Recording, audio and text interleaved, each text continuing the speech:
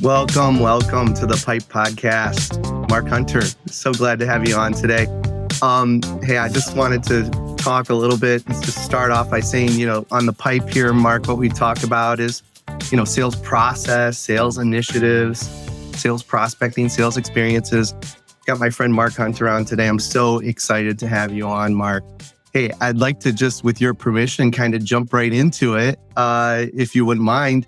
Just tell us a little bit about what part of the world you run, Mark, like what you do, your organization, if you don't mind, and just, yourself. Just give us a little background. Well, the background is hanging out here in Dallas, Texas. Let's see, what do I do? I got to stop and think for a moment. What is it I do? A lot of stuff, but it's all around sales, and it's really all around helping people. I do a lot of keynote speaking. In fact, a week ago, I was over in Lithuania. That's a crazy place to go, but audience was absolutely fantastic. I have online training programs. We do a number of partnerships with other companies, et cetera, and have got a couple podcasts. So I'm kind of all over, but it's all centered around sales, and it's really all centered around top of the funnel. How do you get better prospects? So that's kind of the focus of what I do. I'd love to dig into that with you. So how to get better prospects? Let's just talk a little bit about that, Mark, if you wouldn't mind, and just give our listening audience and those that woke up early enough to view us after that big game last night. Just give our listeners and watchers a little insight there. Well, yeah, it isn't about getting 1,000 prospects or even 100 prospects. It's really about getting 10 or 20 or 30 good prospects, because here's the whole thing. So many people have prospects that are nothing really more than just names. Those are really just suspects.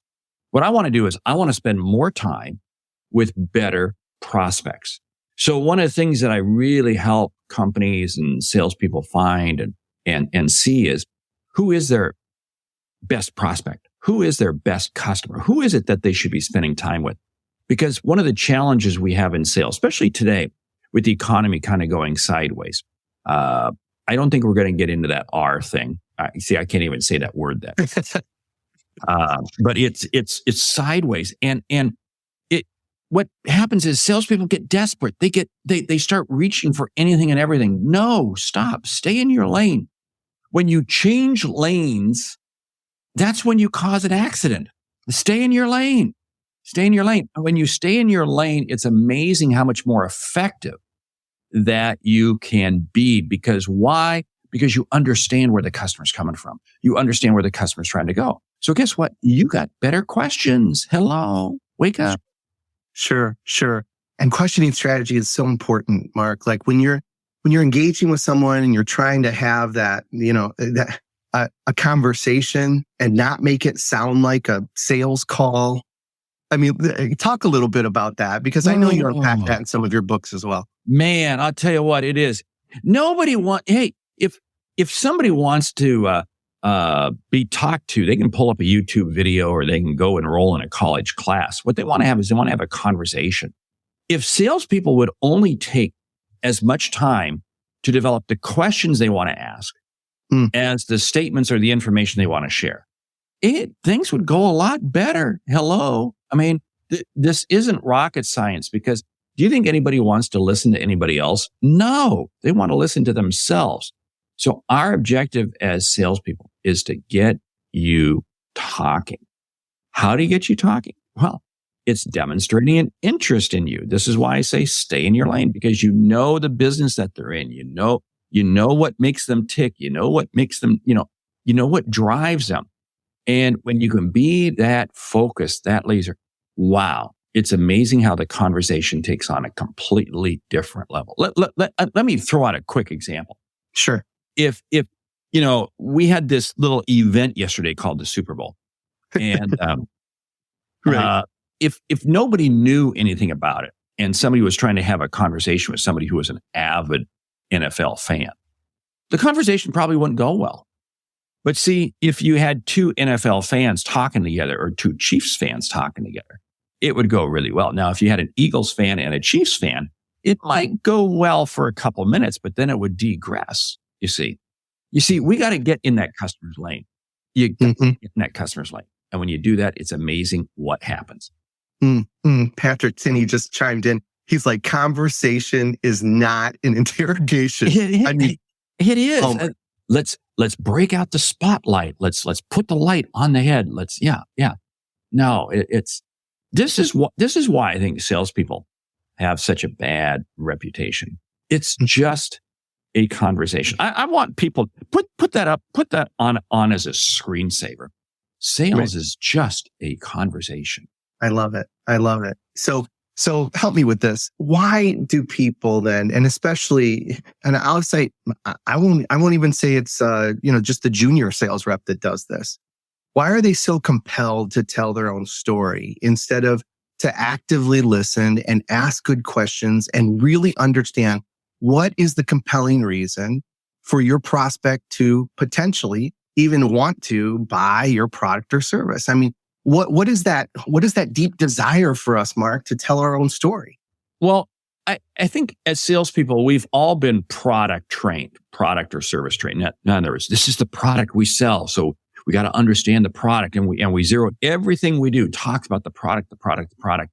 The product or service we sell is totally irrelevant. Yes, I just said that. The product or service that you sell is totally irrelevant. It means nothing to the customer.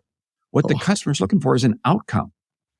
Your product or service is just the medium to help them get to that outcome. Stop and think about what that means. You see, your objective is to help them either deal with an issue, correct a problem, create an opportunity, whatever it might be. Because again, what I come back to is that nobody buys anything.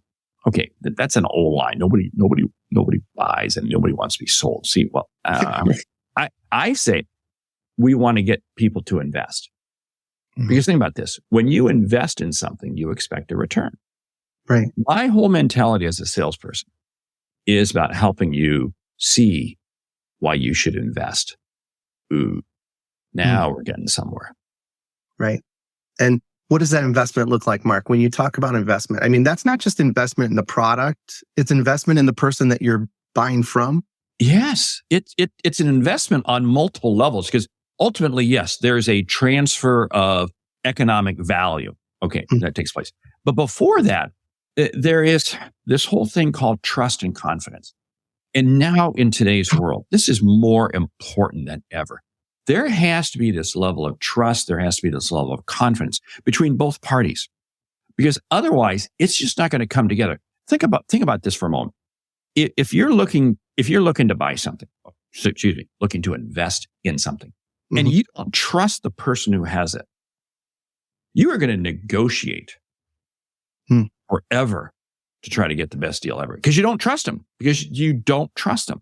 If, however, you have a high degree of trust with the other party and you have confidence in what they're saying and they have confidence in you and there's this trust, there's very little negotiation. Right. There's very little.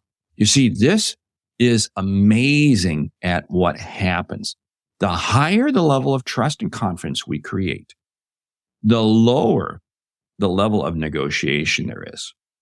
And what it's all about? Because I'm taking the time to listen and have a conversation with you. It's not hard. That's incredible. That's great.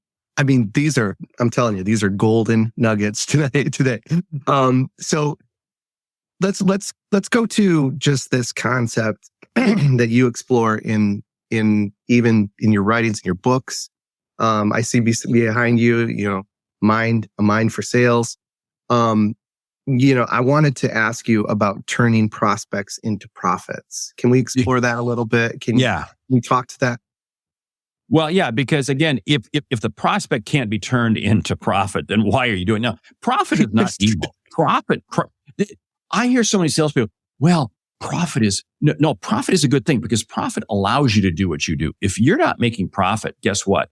You can't stay in business. Your company needs profit to be able to invest in better products, better services, hiring more people, training you, developing you, paying you, et cetera, et cetera. So profit's a good thing. Profit on both sides works very well. Now, here's the whole deal though. I have to be able to have you as a prospect and be able to bring you all the way through to being a transfer of economic value. Because if you don't, I lose. Right. See, because here's the whole thing. I can have a great conversation with you, Crispin. And today we're having a great conversation. But you will never, ever really see the full value, the full benefit of how I can help you until I get you to give me some money. Why? Because now you got skin in the game. That's right. See, so it really is important for us to turn prospects into profits. And again, profit benefits both parties because it's not evil for you to say, wow. No, you're profiting because you have a better outcome. You have a better solution. I have people who buy into my online program and they send me notes, how much that benefits them, et cetera, et cetera. That's great. I'm helping them create profit, the profit of learning.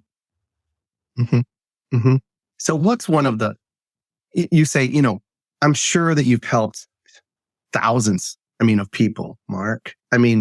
With your publications, your books, your podcast, all that you do in the sales world, tell me one experience where someone's reached out to you and said, wow, this is what you've done for me, for my family, for my business has just changed my life.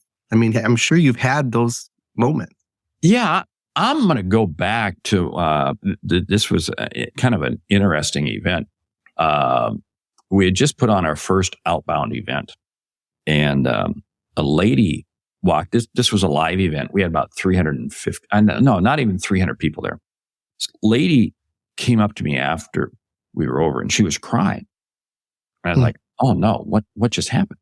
She was crying because she was virtually ready to get out of sales. She said, I'm done with sales, but for some reason I thought I would come to this. And you helped share with me ideas and strategies to help me be successful.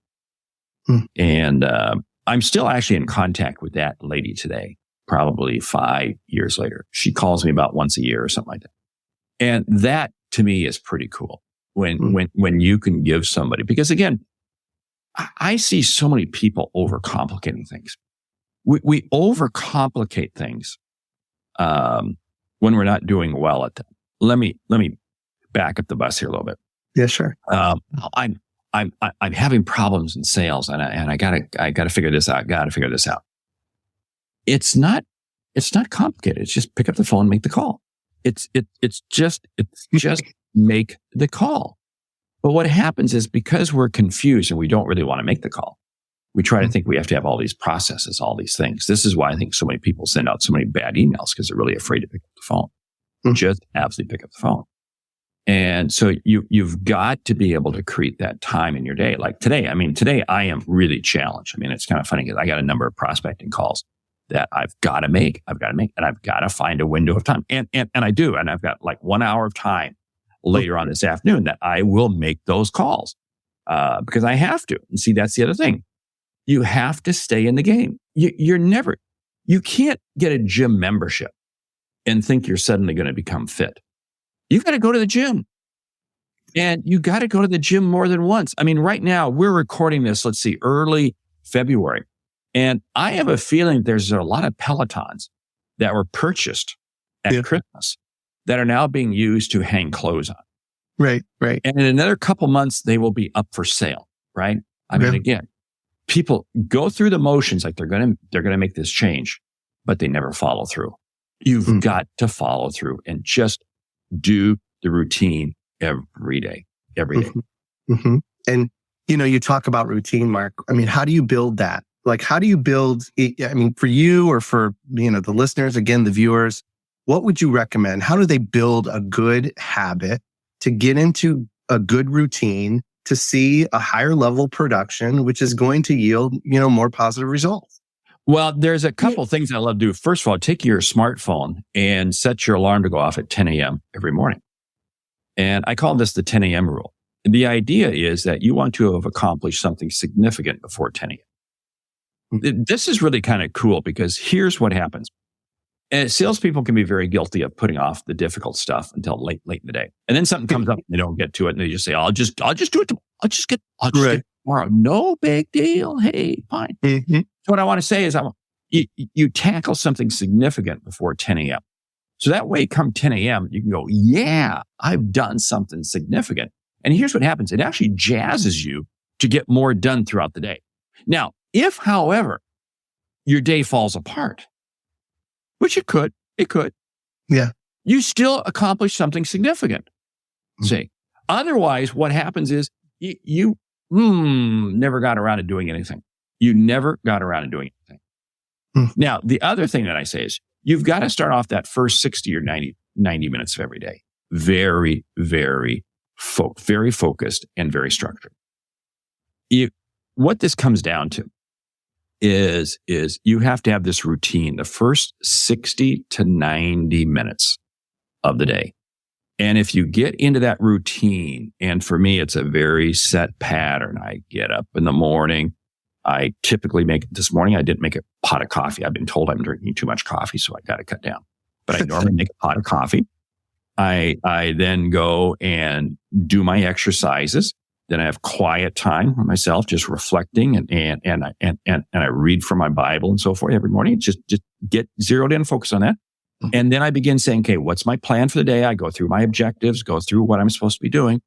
And then what that does is that now gets me into the routine. And I'm absolutely dialed in. Because again, we all can accomplish so much more if we structure our day. It's not now, this isn't, I don't mean this to freak people out.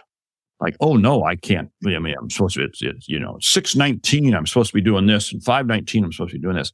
No, Right. it actually gives me a great sense of comfort and a great sense of peace because I'm getting done what I'm supposed to do. So, I mean, I have tremendous satisfaction that I'm able to get this done. Yeah. So Yeah. this is what, I mean, salespeople, if you don't have a morning routine, and oh, by the way, my morning routine starts off with the alarm going off at 4:35 in the morning. I know. Okay. That might be early for some people, but for me, it works. That's great. That's great, Mark.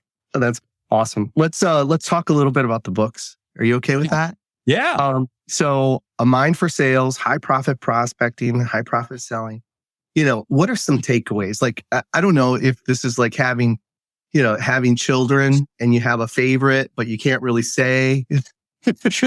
And I know everyone is uniquely different, but maybe you want to give when our listener or our viewer picks up one of these books and they're turning that last page and they're just reading, those last few pages, what were you hoping for them to take away? Yeah.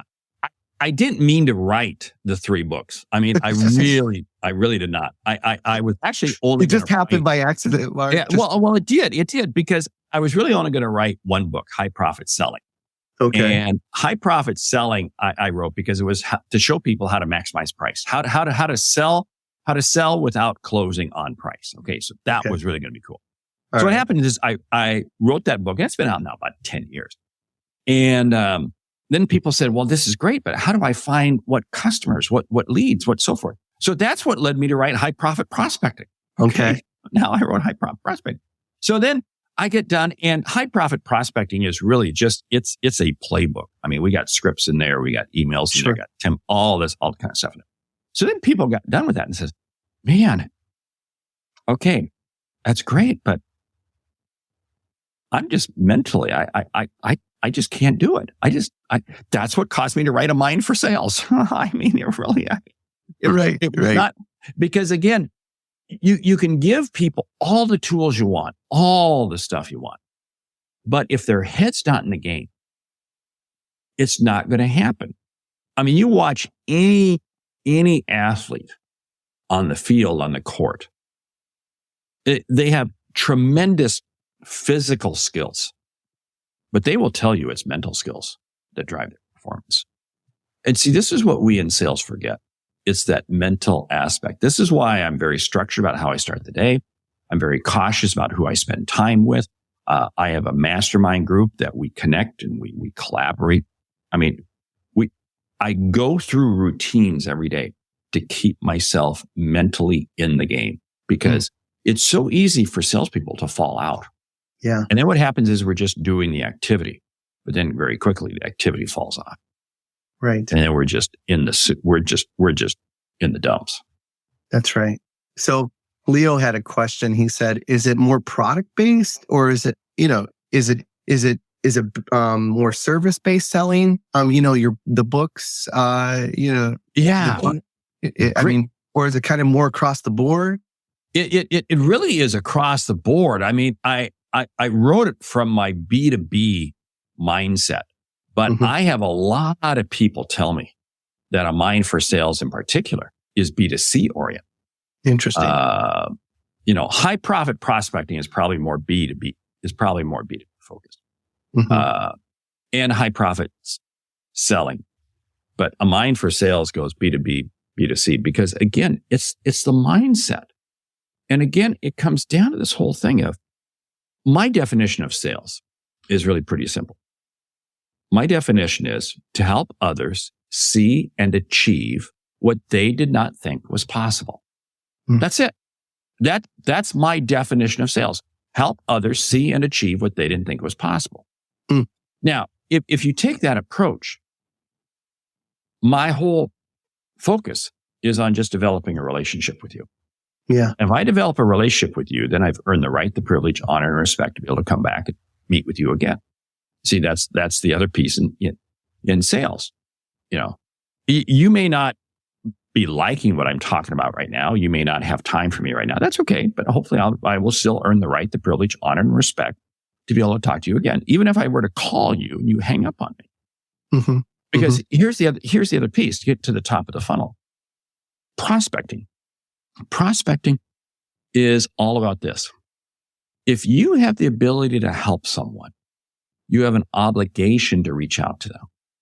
Hmm.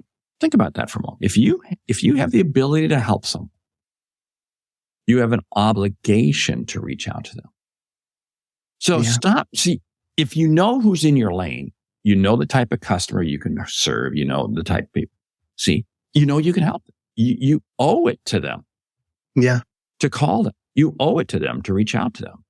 That to me takes all of the stigma away from prospecting. Because if I had a problem, which by the way, I do, I have a lot of problems. And Cris, you had the ability to help me. Yeah. I would want you to reach out to me. Sure. And if you didn't reach out to me, and sometime later I found out that you could have helped me, I'd be upset. I'd be upset. Yeah. I mean, it's so much. And to prepare yourself for picking up that phone so it doesn't feel like an 800-pound gorilla, that you're picking it up and having to dial that for that first time for that day or how many ever times you're going to dial the phone that day. It's just so interesting that you talk about that, Mark, and it resonates so loudly with me because, when I think about prospecting, and I always put myself in the mindset of, this is the person's luckiest day. They've got someone on the other line that's willing to help them if they have, like you said, a challenge, an issue, a frustration. And then, and they don't have, there's no one better. There's no one better to help them with those challenges that they're having with their business right now than me. And so I put myself in that mindset before I even start to dial. That's all. And here's the whole thing: you call them, and they go ballistic at you. They go ballistic at you. They hang, and you go, hold it. You have no idea what just happened to them beforehand. You have no idea. You are kind of playing you are playing the role of the hotel front desk clerk late at night. The hotel front desk clerk late at night gets people who they've had 2 flights canceled, 3 delays, rental car, all kinds of problems.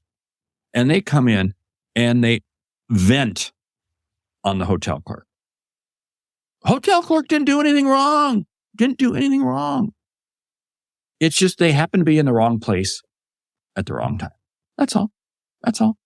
Right. So when somebody gets upset at me or somebody says they don't have time to talk, it's okay.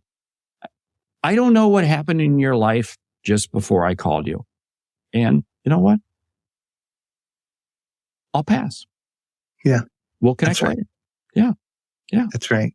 And wow. It's just good stuff. Let's shift gears for a second. So let's talk about the entrepreneur, the business owner, what's happening right now in the world and our economy, those types of things. What would you recommend? What do you think, business owners, entrepreneurs, what do they need to be focusing on this year to really be successful to grow their business, Mark? Well, two things. One, focus on your existing customers. Say, how do I help them? How do I benefit from them? And one of the things that I strongly suggest is that you got to stay in the know on your industry. Your industry. What is it? You want to become the dean of your industry. You want to become the dean of your space. You want to become the one who knows it all. So you are going to increase the number of conversations that you're having. If you're an entrepreneur, a small business owner, you want to be having more conversations that go further up the food chain. You want to be having conversations with more senior level people. Why? Because again, they're looking for help. Never put yourself in a position of being a salesperson. Whoa, what did he just say? Yeah, never put yourself in a position of being a salesperson. Put yourself in a position of being a peer and a business advisor who's going to help them. That's what you want to be seen as. This evening, I'm having dinner with a potential customer. He's a VP of sales.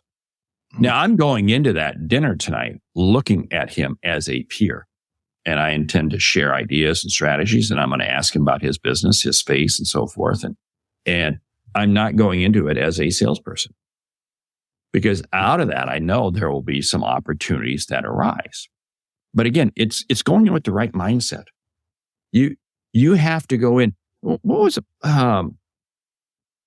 Coming out of the Notre Dame locker room onto the field, there's a sign that says "Play like a champion." Yeah, and I think somebody wrote the book "Think Like a Champion." Well, you really do. You really do have to think like a champion. And when you do that, it changes. It changes how you listen. It changes what you hear. It changes your questions. Because what does it do? It actually increases your level of confidence.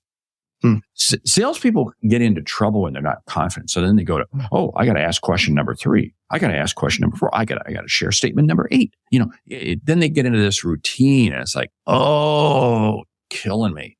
You're killing me. Yeah. That's good stuff. That is good stuff. So a little bit more about where you're going this year. I mean, I'm just curious, how do you do it all? I mean, you're author. I've got a whole list here. Speaker, sales trainer, mentor, coach, sales guru. I mean, you've got tons going on in your business world, and with what's happening with, just with you and the organization. Yeah. How do you do it all, Mark? How do you do it all? Well, I mean, I've got a great team. I got a great team of people who back me up and really make me look good. But you know what I've done is I brought them on board to have them tell me what to do. Believe me, they tell me what to do. Yeah. 2, I surround myself with really key business partners. In other words, business partners I'm involved with, very, very strong people. So I feed off of them. Hopefully I feed them. The other piece is just staying very structured and knowing what is your level of focus. There's 2 books that I recently read that I really, really like. One is called Deep Work, and the other is The One Thing. Both powerful books, because I call them bookends to the book Atomic Habits. And Atomic Habits has been out for 3 or 4 years now. Sure. If people haven't read the book Atomic Habits, read it before you read one of my books. I mean, I'm that committed to it. Wow. Because it's all about having habits. It's all about being repetitive. And that's what I find allows me to do what I do. Hey, trust me. I feel like I'm the duck on the pond. It looks all comfortable above water, and below ground, those little feet are just paddling like crazy, baby. Right. There's not a day that goes by that I'm not sweating bullets. Am I going to get this done? Yeah. That is so good. I've got a major. I'm going to be in the studio all all day on Friday doing a major video, major video program, biggest one I've ever done. And I'm not even close. And it's like, oh man, I got a lot of script writing I got to get done between now and then. But you know what? We'll get it done. We'll get it done because the sun still comes up every morning. You know, it sure doesn't. Whether you want it, it comes up every morning. We will make it. We will make it. So yeah, that's right. Yeah. So let's talk about what's next. What's next for Mark Hunter? What's next for the Sales Hunter? I mean, what's this year? Anything exciting happening in your in your world? Yeah, several things. I mean, I've had a great time with the two podcasts I do, Sales Logic and the Sales Hunter podcast. We're getting ready to do Sales Logic conferences. And first one, not quite. We don't have the contract signed, but it looks like it will be in May. It'll be here in Dallas. And we'll be doing several of them around the country. And so, yeah, we got a lot of stuff. I've got another book. Actually, I've got two books in my head. But my advisors, my mastermind group, continuously tells me, no, don't write the book. Don't write the book yet. Just because I got to make sure I get everything else, in place. But sure. Those are coming. They're coming. So a lot on the agenda. I love it. There is. I love it. Yeah. Well, this is where we typically shift gears a little bit and we move to the Sales Arbiter 7.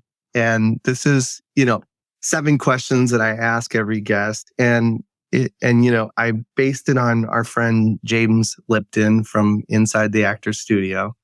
And so, and this is really the reason why, Mark. I mean, trust me, all the stuff that you went over was really great. And I'm sure our listeners and viewers got a lot out of it. But this is really the reason why they tune in, is because they want to know these little tidbits about you. Okay.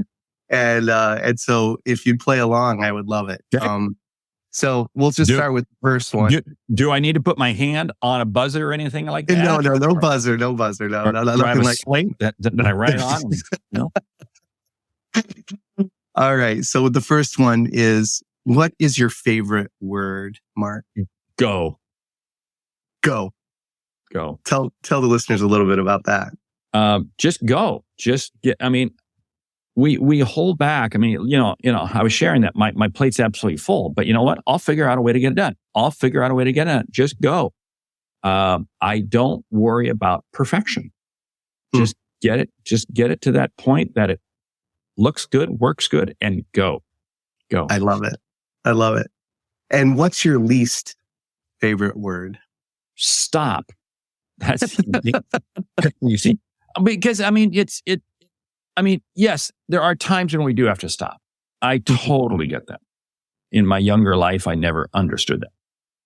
But stopping a little bit means that it's defeated, and I just don't. I have found if I just keep things moving, mm-hmm. it eventually comes to fruition. But if you stop, once something stops, it's very hard to get momentum. But if you keep it going just a little bit, it's amazing how you can begin to accelerate it. That's great. What's something that could make your day? When somebody tells me that a referral I passed along to them or something I share with them help them out, that just makes my day. When I know that I've been able to help somebody. I love hearing that on a Monday morning. I love hearing that every Monday. I always connect. In fact, I already did it this morning. Sent a note to a person. Hey, here's something I'm going to be doing for you. And it just jazzes me. It's that little bit of giving to other people that I just love doing. Is that what? Tell our listeners and viewers a little bit. I mean, is that what really drives you, Mark? I mean, you've talked about help a couple different times, and you've talked about your prospect, not your prospects, but your clients coming back to you, and the accolades that you get from that, from doing good work. I mean, is that what drives you? Yeah, because my objective is to influence and impact people in a positive manner. So, that's what, now I don't say that arrogantly. I say it because I truly want to help people. But if I can influence and impact people in a positive way, and I can do that every day, something's going to work out. Something's going to happen. And that's really what my objective is. Sales is just the medium I found to help me do that. Yeah. That's awesome. Yeah. So what's something that could ruin your day, Mark? What's something that could ruin my day? Getting too many voicemails. Hi, you've reached the voicemail of Cris. That just ruins my day when you get too many voicemails. Yeah. Too many, or locked is stuck in that, that voicemail, How many times, our prompts have changed or whatever. Please listen to the entire thing. Oh, please. You're killing me, man. I love it. Hey, here's the thing. If you ever get into that, and they say push 3 for sales or 4 for sales, push sales, because they're one of the few departments that will actually answer the phone. Yep. They will actually answer the phone, and you can have a straight up conversation with them. Hey, I'm in sales. I'm looking to try to reach somebody, but then you got to be up front with them and say, hey, how can I help you? Right. What type of customers are you looking for? What type of customers? And so, I always love go for sales because there's only 3 departments that will ever answer the phone. One is security, if it's type of company, here's security. Right. 2, it's going to be accounts receivable, okay, because they're looking to get money. And 3 is sales. That's it. So anyway. Okay. That's great. All right, the next one. What noise or sound do you love? My wife talking. Yeah. I just enjoy spending time with her. Yeah. No. How long together? How long have you been together, Mark? 42 years. Yeah. In fact, we got married downstream from Mount St. Helens when it blew in 1980. I mean, literally 30 miles downstream. My grandmother wouldn't come to the wedding because she was afraid she was going to die.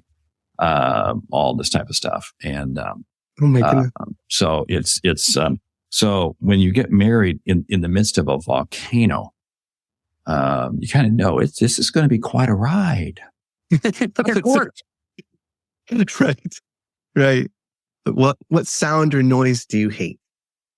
Well, the sound that I hate the most is that proverbial, you've reached somebody's voicemail. I mean, that's the sound. That's the absolute sound I hate.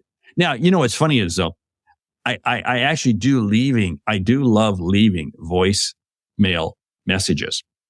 And I love it when I have a great, when you call my cell, it's a great voicemail message, or it's a great, response to that.